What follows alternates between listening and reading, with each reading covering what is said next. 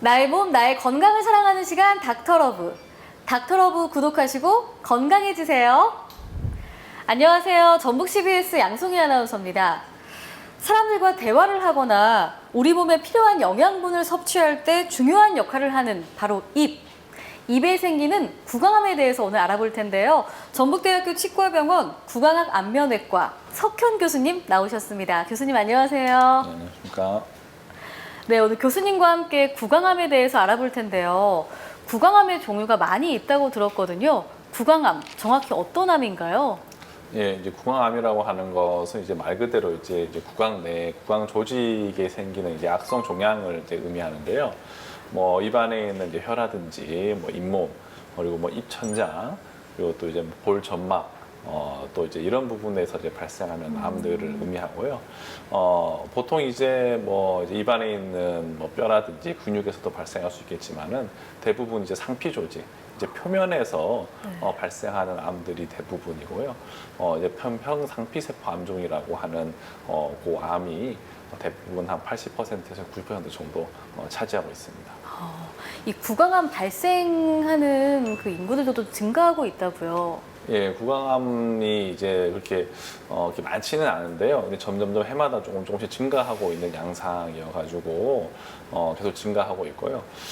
특히 이제 남성이 여성에 비해서 한 2배 정도 더 많이 발생하는 걸로 알려져 있습니다. 남성이 더 많이 발생하는 이유가 있나요? 예, 아무래도 이제 구강암 같은 경우에는 여러 가지 이제 유발 요인들이 저희 나라에서는 주로 이제 뭐 사용하지 않지만은 이제 뭐 길락나무 열매라고 해서 이제 씹는 담배가 있는데요. 주로 이제 흡연과 음주가 주된 원인이다 보니까 아무래도 남성이 여성에 비해서 더 많이 이것을 노출되지 않나라고 생각이 되는데요. 그래서 좀 더 많이 발생하는 것 같고요. 특히 이제 흡연과 음주를 동시에 하게 되면은 그 발생 위험도가 훨씬 더 높아지는 걸로 알려져 있습니다. 얼마나 높아지나요? 뭐 여러 가지 연구에 따라 다를 수가 있는데요. 단독으로 하는 것보다는 이제 같이 하게 되면 더 시너지 효과가 있어가지고 몇십 배 이상 더 높아지는 걸로 알려져 있습니다. 네. 그렇다면 구강암을 의심해야 하는 특이한 증상은 어떤 게 있을까요?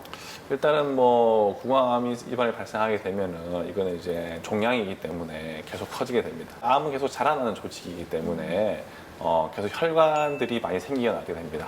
새로운 혈관들이 생기고 조직이 자라나다 보면은 혈관화가 많이 되기 때문에 이제 작은 자극에도 이것이 이제 출혈이 발생할 수가 있습니다. 그래서 입안에 이제 암이 생기게 되면은 조금만 자극을 해도 출혈이 생기는데 이제 그런 증상들이 보이게 되면 이거는 이제 악성 종양을 의심할 수가 있습니다. 그렇게 좀 의심해 볼 수 있다라는 건데 사실 저는 피곤하면 구내염이 자주 생기더라고요. 이 구내염이 자주 생기면 구강암 발병 위험도 높아지나요? 구내염 자체가 이제 구강암 발생을 증가시키지는 않는데요. 이 구강암이 발생하기 전에 전 단계 전암병소라고 얘기를 하는데 이 흡사 모양이 구내염이라든지 궤양이라든지 이런 모습과 비슷하기 때문에 한번 좀 이것을 구강 내 발생한 염증이라든지 이런 궤양들이 없어지지 않고 계속 유지가 되고 있으면은 한번 검사를 받아볼 필요가 있고요. 저희가 이렇게 암 전 단계에 있는 이 전암병소들을 저희가 이제 학문적으로는 백반증, 혹은 홍반증, 혹은 또 평평태선, 점막하 섬유증 이런 것들로 또 이렇게 불리고 있는데요. 이런 것들이 의심이 되게 되면 조직 검사도 시행을 하고 진단을 받아가지고 적절한 치료를 하는 것이 필요하다고 하겠습니다. 아까 말씀하셨던 백반증, 홍반증 하나하나 좀 설명해 주신다면요. 네. 백반증이라는 것은 하얀 병소가 생겼는데 긁어서 없어지지 않는다라고 하면 이건 백반증으로 의심할 수가 있고 백반증이 발생하게 되면 이것이 암으로 갈 수 있는 그런 병소이기 때문에 한번 계속 추적 관찰을 하는 것이 필요하고요. 또 홍반증이라고 하는 것은 이제 말 그대로 이제 붉은색 병소입니다. 붉은색 병소가 발생할 수가 있는데 마찬가지로 홍반증 같은 경우에는 백반증보다는 더 암으로 갈 확률이 높다고 알려져 있어가지고 홍반증이 발생을 하게 되면은 이것을 계속 충적 관찰하든지 아니면은 뭐 수술적으로 제거를 하든지 이런 과정이 필요하고요. 그러니까 이제 주기적으로 좀 내원해서 좀 관찰도 좀 필요할 것 같네요. 그럼 이러한 구강암 진단은 어떻게 하나요? 예, 구강암 진단 같은 경우는 일단은 저희가 육안으로 한번 봐서 일단 의심을 할 수가 있고요. 의심을 할 수가 있는데 최종적인 이제 진단은 조직 검사를 해야 됩니다. 예, 조직을 조금 떼서 이것을 이제 병리과로 이제 의뢰를 해서 현미경으로 관찰을 해야지 알 수가 있는 거고요. 저희가 조직 검사 같은 경우에는 이제 입안 같은 경우에 접근이 쉽기 때문에 그냥 국소 마취를 해서 간단히 마취를 해서 조직을 이제 조금만 채취를 한 다음에 이것을 이제 병리과로 보내고 병리과에서 조직 좀 처리를 하고 염색을 하고 현미경으로 관찰을 해서 이제 병리과 의사 선생님들이 이것을 최종적으로 진단을 해주게 됩니다. 그럼 혹시 국가 건강검진에서도 이 구강암 진단이 가능한가요? 네, 국가 건강검진에도 이제 구강검진이 포함되어 있기 때문에 네. 물론 구강검진만으로는 이것을 바로 확진을 할 수는 없겠지만은 일단 구강검진을 하다 보면은 네. 의심스러운 병소를 육안으로 쉽게 발견을 할 수가 있기 때문에 구강검진도 반드시 받으셔가지고 입안에 특별하게 생긴 이런 종양들이 있는지 없는지를 1차적으로 한 번씩 보는 것이 가장 중요하고요. 입안 구조라는 것이 저희가 육안으로 어떻게 쉽게 볼 수 있고 특별히 다른 영상 장비라든지 이런 것들이 필요한 게 아니기 때문에 기본적인 검사를 통해서 의심스러운 병소가 있는지 확인을 하고 이것이 의심스러운 게 있다라고 하면은 조직 검사까지 시행을 하는 것이 필요하다고 할 수 있겠습니다. 네. 그래도 처음에 육안으로 볼 수 있다는 게 참 다행이네요. 네, 네. 네. 그럼 구강암으로 진단이 됐다면 치료는 어떻게 이루어지나요? 예, 이제 어쨌든 암 구강 같은 경우에는 크가지 이제 세 가지로 이제 치료를 할 수가 있는데요. 일단은 수술적으로 제거를 할 수가 있고요. 그 다음에는 이제 우리가 방사선 치료를 또 할 수 있고, 그다음에 또 항암 치료 이렇게 있습니다. 세 가지 치료법이 이렇게 알려져 있고, 구강암 같은 경우에는 가장 좋은 방법은 수술적으로 이제 제거를 하는 것이 완치를 위해서는 제거를 하는 것이 가장 좋은 치료법이다라고 알려져 있고, 이 방사선 치료라든지 이제 약으로 하는 항암 치료 같은 경우에는 구강암을 완전히 없앨 수는 없습니다. 완전히 없앨 수는 없고 너무 이제 암이 진행이 돼가지고 이미 전이가 된 상황이라든지 혹은 너무 커가지고 수술적으로 제거를 할 수가 없는 경우 또는 환자분이 수술을 받기에는 너무 몸 건강 상태가 안 좋으신 경우 그런 경우에는 대안으로 방사선 치료나 항암 치료를 시행을 해서 암 크기를 좀 줄여주거나 환자분의 이런 여명을 더 늘려주거나 그런 목적으로 이제 항암 방사선 치료를 할 수가 있고 완치 목적으로 하고자 한다면 이제 수술적으로 제거를 하는 것이 가장 좋은 방법입니다. 수술이 가장 좋다 이런 네. 말씀인데요. 이제 얼굴 부위라 조금 걱정이 되기도 하는데 수술 과정은 어떻게 이루어지나요? 예, 이제 수술 과정 같은 경우에는 일단은 암이 생겼기 때문에 이 암 조직을 제거하는 과정이 필요합니다. 악성 종양이기 때문에 이것이 종양만 제거하면 되는 것이 아니고 악성 종양 같은 경우에는 조직에 이제 침습을 하고 침투를 하고 또 다른 장기로 전이를 하기 때문에 MRI나 CT나 보이지 않는 더 많은 암세포들이 퍼져 있게 됩니다. 그렇기 때문에 MRI라든지 CT상 보이는 그런 암 조직보다 좀 더 크게 제거를 해야 됩니다. 한 1cm 정도 여유를 둬가지고 더 많이 광범위하게 이렇게 암 조직과 암 주변 조직을 제거하게 되고요. 주로 이제 입안에 생긴 암 같은 경우에는 림프관을 통해서 다른 장기로 전이를 하게 됩니다. 주로 이제 폐로 전이를 많이 하게 되는데요. 그래서 이제 목에 있는 림프절을 다 제거를 하는 그런 또 과정을 거치게 됩니다. 그 다음으로 이제 마지막 과정은 이제 입안에 있는 암종을 이제 제거를 했기 때문에 이제 빈 공간이 생기지 않겠습니까? 결손부가 생기는데 환자분들이 이제 식사도 해야 되고 이제 말씀도 하셔야 되고 이렇게 입안에 고유한 구강의 기능이 있는데 이 기능을 복원시켜 주기 위한 재건 수술을 또 하게 됩니다. 재건 수술을 하게 되고 주로 이제 팔이라든지 혹은 양이 많이 필요한 경우에는 등이라든지 혹은 뼈가 필요한 경우에는 다리라든지 이런 데 조직을 이식을 해가지고 해당 조직에 있는 혈관이랑 이제 목의 혈관이랑 이어주게 되는 그런 재건 수술까지 다 이제 하게 되는데요. 이런 과정들이 이제 한 번에 이루어지기 때문에 수술 이제 시간이라든지 과정이 좀 복잡하게 됩니다. 그러니까 한 번에 이 세 가지가 이루어지다 보니까 네. 좀 부담을 느끼시는 분들도 많이 있으실 것 같아요. 네. 수술을 안 하면 안 되는 거겠죠?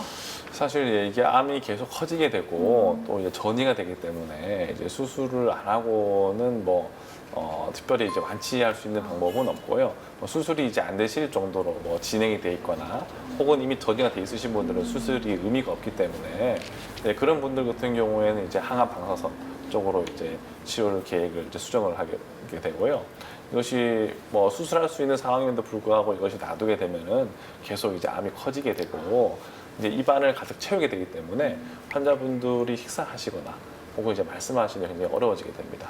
그리고 이제 암이 계속 커지게 되면은 이것이 음식물이라든지 혹은 치아들에게 또 자극이 돼가지고 또 계속 출혈이 발생하게 되고 출혈이 발생하다 보면 이것이 또 폐라든지 기도 쪽을 통해 갖고 들어갈 수도 있고 하기 때문에 굉장히 환자분들이 이제 지내시기가 힘들게 되는 또 그런 일이 발생할 수 있습니다. 네. 근데 이제 수술 후에 식사는 어떻게 하는지 궁금하거든요.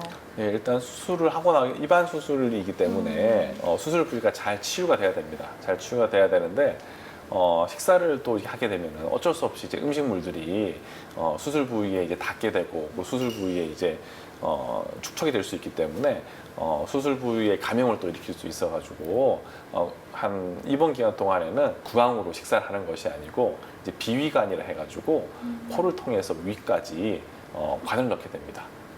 관을 넣어가지고 비위관을 통해 가지고 식사를 하게 되고요. 대략 입원 기간이 한 달 정도 이제 보통 되는데 이 한 달 정도는 이런 비위관을 통해서 이제 식사를 하시게 됩니다. 이제 아무래도 이 치아와 관련되다 보니까 그 재건 수술할 때 임플란트나 보철 치료 같은 게 필요한 경우도 있나요? 일단은 입안에 잇몸이라든지 이런 데 발생한 암 같은 경우에는 그 주변의 치아라든지 턱뼈의 일부분을 같이 제거하게 됩니다. 같이 제거하게 되는데 그러면 당연히 이제 그 치아가 없어지기 때문에 식사라든지 이런 건 굉장히 어려워질 수가 있는데요. 일단은 수술을 하고 한 1, 2년 동안은 특별히 그런 임플란트라든지 이런 거는 시행하지 않고 수술 부위가 잘 치유가 됐는지 혹은 재발은 하지 않는지 그 부분이 잘 문제가 없는지를 계속 관찰을 해야 되기 때문에 그런 임플란트 치료 같은 경우에는 당장은 하진 않고요. 다만 이제 임시로 임시 의치 같은 것을 만들어 가지고 환자분이 식사하시는 데 도움이 될 수 있게끔 만들어줄 수는 있습니다. 네, 그렇게 또 식사를 한다고 말씀 주셨는데 이제 이 구강암 수술 후에도 혹시 또 추가적인 치료가 필요한가요? 네, 구강암 수술을 한 다음에는 이 수술 후에 다시 수술로 나온 그런 종양과 림프 조직들을 다시 조직 검사를 하게 됩니다. 다시 조직 검사를 해서 최종적인 병기가 나오게 되면은 그 병기를 기준으로 해서 추가적인 방사선과 항암 치료를 시행할 수가 있습니다.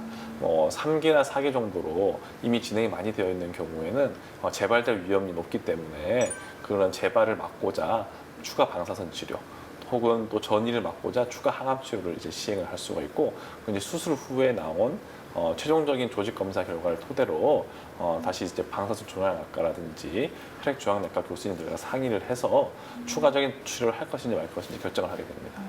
그럼 구강암 수술 예후는 좋은 편인가요? 어떤가요? 예, 구강암 수술 같은 경우에는 과거에는 이런 5년 생존율이 40%에서 50% 정도로 굉장히 낮았었는데 최근에 이제 2019년 자료를 보게 되면은 저희 나라도 이제 5년 생존율이 많이 좋아져가지고 한 60% 후반대로 많이 이제 5년 생존율이 올라간 편이고요. 하지만 아직 다른 전체 암 5년 생존율이 보통 70% 정도인데 전체 암과 비교하면 조금 낮은 편이긴 합니다. 그렇군요. 그럼 평소에 예방이 중요할 것 같은데 구강암 예방하려면 어떻게 해야 되나요? 아무래도 이제 주요 유발 요인이 이제 흡연이라든지 이런 음주로 알려져 있기 때문에 아무래도 이제 그런 것들을 좀 이제 피하는 것이 좋을 것이라고 생각이 되고요. 그런 상황에서 치아를 뺀다라든지 혹은 치아 주변에 염증이 있다라든지 이런 유발 요인들에 의해서 또 발생을 하기 때문에 항상 이제 구강 관리를 깨끗하게 해주고 검진을 계속을 해서 이런 병소가 생기지 않는지를 관찰하는 것도 도움이 될 것 같습니다. 네. 평소에 유심히 관찰을 해야 될 것 같은데요. 오늘 전북대병원 우리 석현 교수님과 함께 구강암에 대해서 알아봤습니다. 구강암을 걱정하는 분들에게 마지막으로 당부 말씀 부탁드립니다. 예, 모든 암이 그렇지만은 이제 조기에 발견하게 되면은 그 치료가 굉장히 간단해지게 됩니다. 저 입안에 발생하는 구강암도 조기에 발견을 해서 내원해 주시면은 수술도 간단해지고 예후도 굉장히 좋아질 수가 있습니다. 하지만 대부분 환자분들이 어느 정도 진행이 된 상태에서 내원하셔가지고 이 암종 제거, 림프절 제거, 재건 수술까지 다 받게 되시는 경우가 많은데요. 암이 커지기 전에 조기에 발견해서 내원해 주셔서 조직 검사를 시행을 해서 진단을 받고 그에 맞는 치료를 받게 된다면은 좀 더 결과가 좋아질 수 있을 것 같습니다. 전북대병원 암 전문의와 함께하는 닥터러브 네 번째 시간. 오늘은 구강암에 대해서 알아봤습니다. 영상 좋으셨다면 좋아요와 구독 부탁드릴게요. 그럼 다음 시간에 만나요.